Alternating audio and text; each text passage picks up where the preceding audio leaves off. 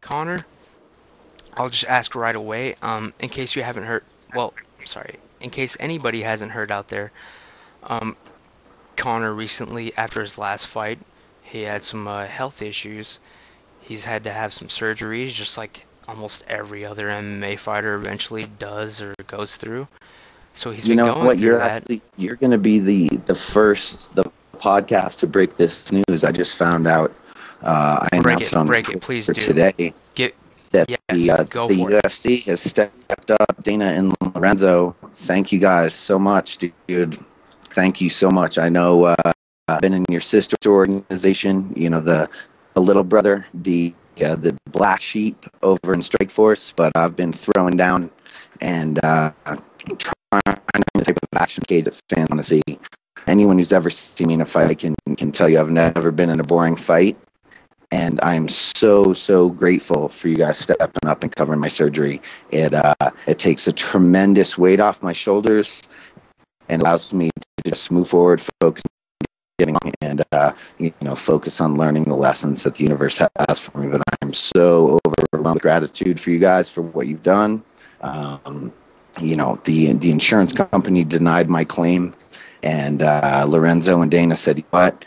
This kid's been doing this. This is his life. He's been throwing down and scrapping for us, and we wanna help him get back on his feet." And so I found out just yesterday that they're going to cover the cost of the surgeries. I'm still looks like I'm going to be on my own for all the rehab and recovery from here out, but the guys at Zuffa bellied up to the bar to like $320,000 for everything that went down. So, I mean, obviously, my debt of gratitude is tremendous. When I first posted about it on the underground on the internet, the response from Canadians and Europeans was, their minds were blown. They really didn't understand how something like that could happen, how somebody could be stuck with something like that. So, it really opens up the discussion on healthcare, which I personally I know nothing about.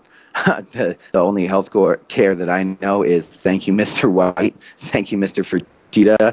You are the nurse and doctors that are healing me. So, thanks so much. But I know it definitely opens up a big thing about healthcare and taking care of people, because people in in Canada and the UK were like, if somebody, initially I thought it was 40 grand that I owed. It ended up being 120 for the last surgery that they stepped up and covered, in addition to like 200 on the first one, something like that, something ridiculous. But and the kids in Canada were like, I would walk into the hospital, get that surgery, and go out and buy a new car for that much money. So it's interesting how we do things out here. No, that's really great, man. That must be like, wow. You said you heard yesterday. That must Yeah. have been like winning the lottery, basically. I mean, even though like I honestly don't know, I don't know shit about my insurance. I know I have Yeah. insurance under my company. I have no idea what it would cover or what it wouldn't if shit actually went down. You actually Yeah. I had to mean, go through it, that's and the that's the UFC difficult thing. actually came through.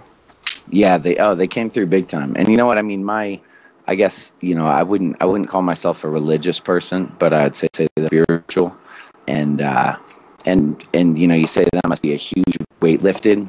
It's really just a confirmation to my belief, because there was really never a time. It's like I knew that wasn't something that I could deal with. That wasn't something that was possible to happen in my life. I couldn't take on a $120,000 debt at this point in my life. I just knew that wasn't something that was meant for me. And so, yeah, there is a huge weight lifted, but I never accepted that was going to happen. It was like, that can't happen. That's not going to happen. That doesn't work for me. And that's really the way that I've gone through my whole career, was just believing that if I do everything in my power to win, then whatever happens is what's best for me in my life, whether that's a victory, whether that's a defeat. But as long as I give my whole heart, my whole soul to this singular pursuit of greatness or of excellence or purity in one thing, then whatever the universe gives back to me is what I need. And so, yeah, it's a huge weight off my shoulders. It's a huge weight, but more than that, it empowers me to say, fuck yeah. Once again, the universe stepped up. I walked the path with heart, and I was rewarded.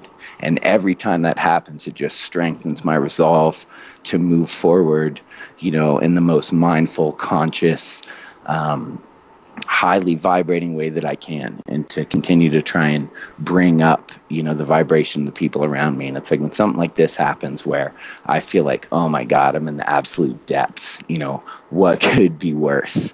And then, my healing starts to come along. I'm back on my feet. I'm walking without crutches. I've ditched the cane. And then the UFC says, you know what? Awesome. You deal with getting strong, but we're going to take care of everything up until now.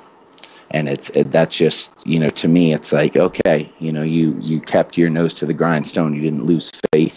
And once again, you were rewarded. And that's the reason why I got involved in the sport, is because it's one of the purest sports in the world. And it's a place where your actions equal your rewards, where you reap what you sow.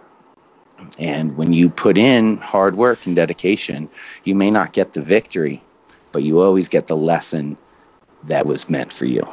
And this has proved true time and time again in the cage, and it proved true again here. And I'm just so thankful and so blessed, to be able to experience these lessons, to have the doubts that I have, to hit the lows that I've hit through this sport, but then also see whether the universe supports you. That is great, man. That is really the best news that I've literally heard in the MMA world all year. The fact that they are taking care of you, man. Because you did fight your ass off for Zuffa. I'll say it right now. You did. I mean, and now, at first, like when the initial story rolled out, it sounded like Zuffa and the insurance company. It sounded honestly like they were fucking you. But Yeah, they did the right thing, and and a lot of that, this just goes to show that they are one of the best organizations in yeah, MMA, though. yeah, Do you they agree? step. Oh my, they're the only organization. I mean, yeah, there's Bellator, and those fighters are fighters. There's World Series of Fighting. There's plenty of organizations where amazing warriors are getting to bear their hearts. And that's awesome. But the reality is that if you're a fighter, your eye is on a Zuffa contract. That's the golden ticket. That's Bunkin' the Chocolate Factory. I got my golden ticket. I'm a Zuffa fighter. When you get that plane ticket, you get that phone call. We're going to Vegas. You're having the Fighter Summit, and you're sitting there listening to football greats speak, and you look around the room, and you're surrounded by the who's who, the best of the best, the greatest martial artists from the entire planet, and you're like, I'm sitting here with these guys. The first year I was looking around, and it was like, I'm in the same room with these guys. And then the next year, it was like, some of these guys have seen me fight, and they're thinking, man, I'm in the same room with him. And I'm looking at it, it's like, hey, you're amongst the best in the world. And that's rare, and that's beautiful. And I'm so thankful that I got to fight at that level, that I've got to go to those conferences, that I've, shed the blood, sweat, and tears with the brothers that I have in this sport. Because, Shakespeare said in, I believe it was Henry V, that he who today sheds his blood with me shall be my brother. And that's always been true to me. It's hard for me to have the type of close relationships and the respect that I have for the people who I've met through hard training.